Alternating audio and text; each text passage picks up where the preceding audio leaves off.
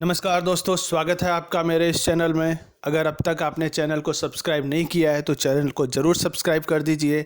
आज हम बात करेंगे एक शॉर्ट स्टोरी की जिसका नाम है माई चाइल्डहुड। एक्चुअली ये एक बुक का पार्ट है जिस बुक का नाम है विंग्स ऑफ फायर, जो है एपीजे अब्दुल कलाम की ऑटोबायोग्राफी।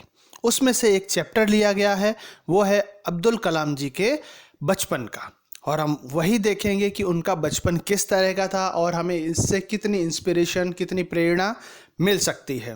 इस चैप्टर में हम बात करेंगे अब्दुल कलाम के घर की, उनकी फैमिली, फ्रेंड्स, टीचर्स और उन्होंने अपने बचपन में क्या क्या किया। तो शुरू करते हैं। सबसे पहले कैरेक्टर्स, अब्दुल कलाम की लाइफ है तो वो होंगे ही।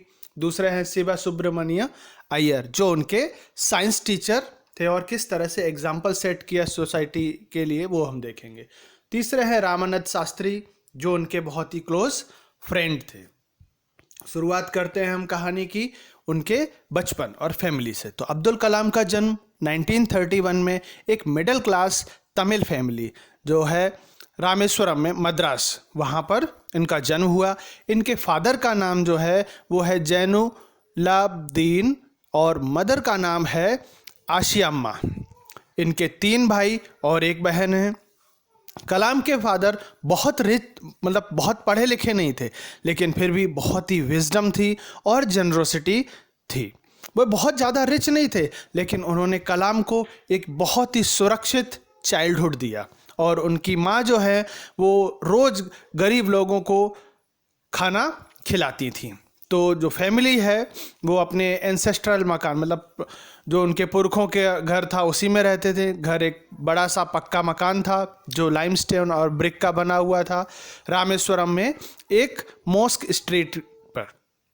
कलाम जो है उनको ईमानदारी और सेल्फ डिसिप्लिन अपने फादर से मिला, और फेथ इन गुडनेस, मतलब अच्छाई में भरोसा रखना, और काइंडनेस जो है उनको उनकी मदर से मिली थी। ये है उनकी फैमिली।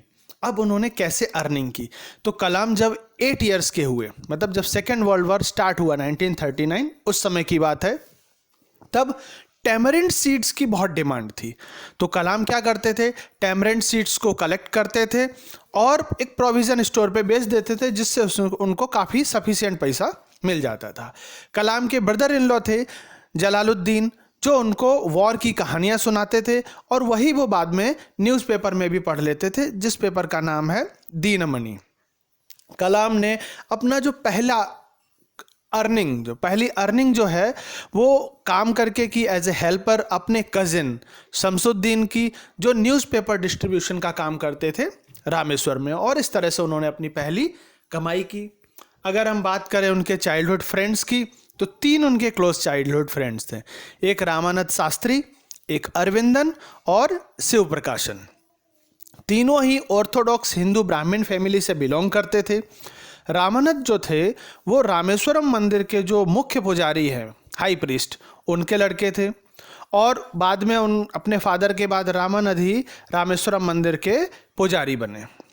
अरविंदन जो है उन्होंने एक बिजनेस अरेंज किया, मतलब ट्रांसपोर्टेशन का, जहाँ पर खास करके यात्री, श्रद्धालु जो हम कहते हैं ना, पिलग्रिम्स, तो उनको लाने ले जाने का वो ट्रांसपोर्टेशन का बिजनेस। और शिव प्रकाशन जो है उन्होंने कैटरिंग कॉन्ट्रैक्टर बन गए सदर्न रेलवेज में। अब हम बात करते हैं उनकी टीचर्स की लाइफ और मतलब एटीट्यूड के बारे में। तो कलाम हमेशा ही अपनी क्लास में पहली रो में बैठते थे, और जब वो 5th स्टैंडर्ड में थे तब रामेश्वरम के प्राथमिक स्कूल में वो अपने फ्रेंड जो है रामानंद शास्त्री, दोनों आसपास में ही बैठा करते थे। एक दिन एक नया टीचर आया और उसको बहुत अजीब लगा, वो ये चीज़ को नहीं बर्दाश्त कर पाया कि एक मुस्लिम लड़का एक हिंदू पुजारी लड़के के साथ बैठा है।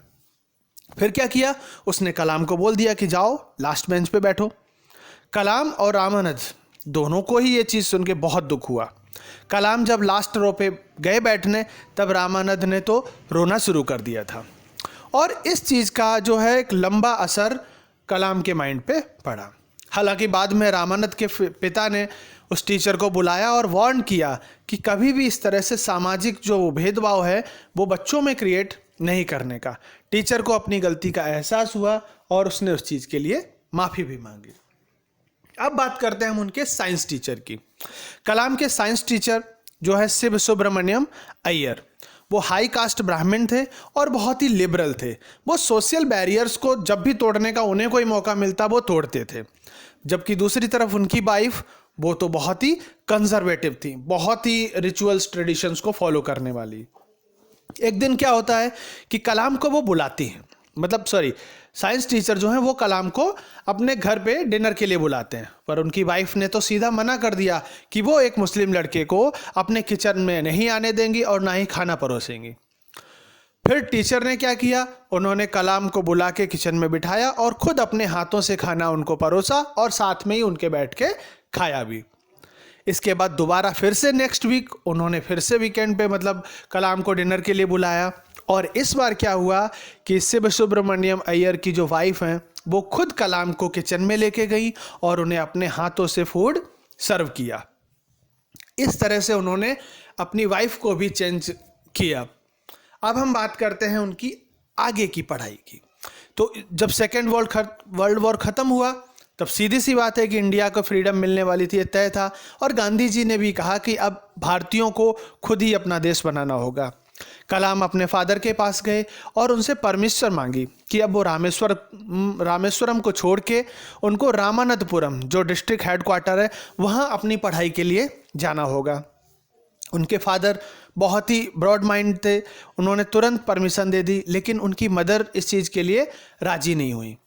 तब उन्होंने अपनी पत्नी को समझाने के लिए खलील जिब्रान जो एक विचारक हैं, फिलोसोफर रहे हैं, उनकी कुछ बातें कहीं कि जो आपका बेटा है वो सिर्फ आप तक ही सीमित नहीं है, उसको और भी कुछ करना है।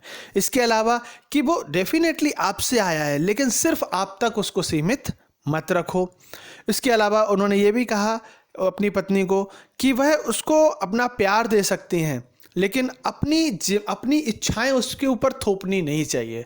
और जब इस तरह से कलाम के फादर ने अपनी पत्नी को समझाया तो वो भी कलाम को आगे पढ़ाई के लिए परमिशन दे देती हैं। और इस तरह से फिर कलाम अपनी आगे की पढ़ाई के लिए जो रामानंतपुरम है डिस्ट्रिक्ट हेडक्वार्टर वहाँ जाते हैं। तो ये है बचपन कलाम जी का। आई होप आपको ये कहानी समझ में भी आई होगी और पसंद आई होगी। अगर पसंद आई है तो ज़रूर लाइक करिए और ज़्यादा से ज़्यादा बच्चों को शेयर करिए। Thank you so much.